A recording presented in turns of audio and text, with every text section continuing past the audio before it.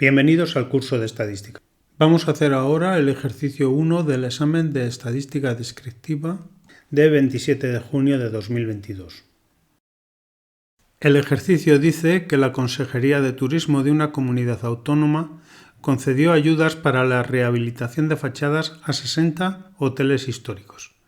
El criterio de reparto se basó en el deterioro de sus fachadas, resultando que el 20% de los hoteles recibió una ayuda individual de 300.000 euros, el 15% de 120.000, el 10% de 90.000, el 5% de 60.000 y el resto de 24.000 euros.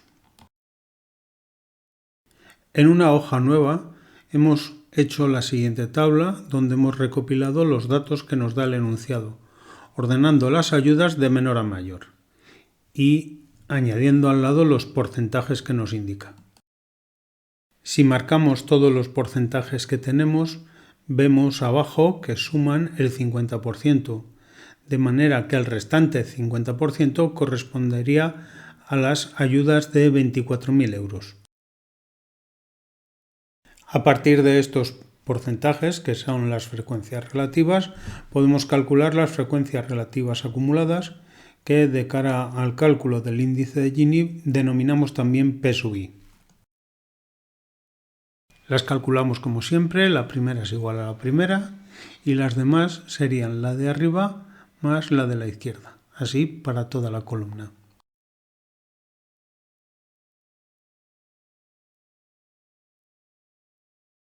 Como en el enunciado nos dice que son 60 empresas en total, como tenemos los porcentajes, las frecuencias relativas, podríamos calcular las frecuencias absolutas.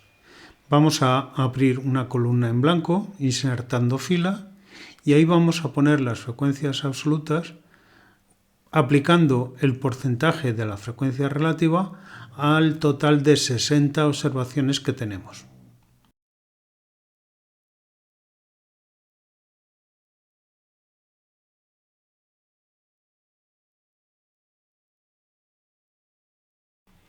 Los importes serían los X sub I. Y siguiendo con los cálculos de la tabla para la obtención del índice de Gini, podemos calcular ahora X por N.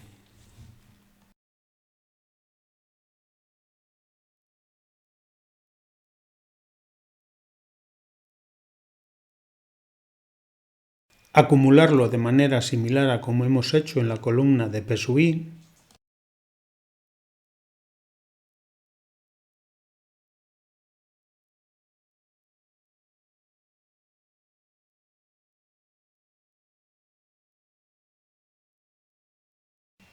Y calcular por último las proporciones de cada una de las acumuladas respecto del total, esos 6.120.000, con lo que obtendríamos los Q sub I.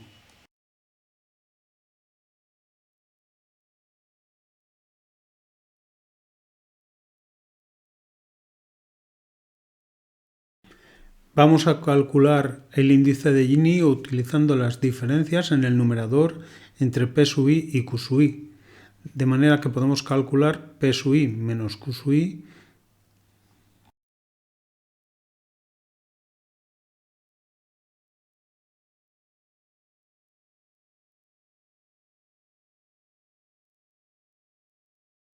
Hacemos a continuación el sumatorio de todos los elementos menos el último, que ni siquiera hemos calculado en nuestro caso.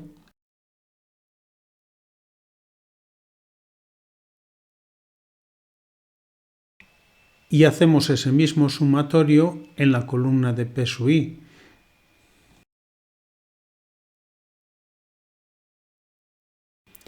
El índice de Gini sería igual al 1,58 partido de 2,5, lo que resulta 0,63, lo cual nos coloca en una situación alejada de la equidad. El valor para el que consideraríamos equidad sería el 0 o en sus cercanías, y pues 0,63 está más bien alejado. No es que sea 1, que sería total concentración, pero desde luego queda bastante alejado del 0, que sería equidad. Con esto habríamos resuelto la última parte del ejercicio y entonces ahora vamos a meternos con las cuestiones que aparecen al principio del mismo. Por ejemplo, nos pregunta que cuál es el montante total de ayudas que se han repartido. Ese montante total sería la suma de los x por n, que por ejemplo lo tenemos ya obtenido en el final de la columna de acumulados.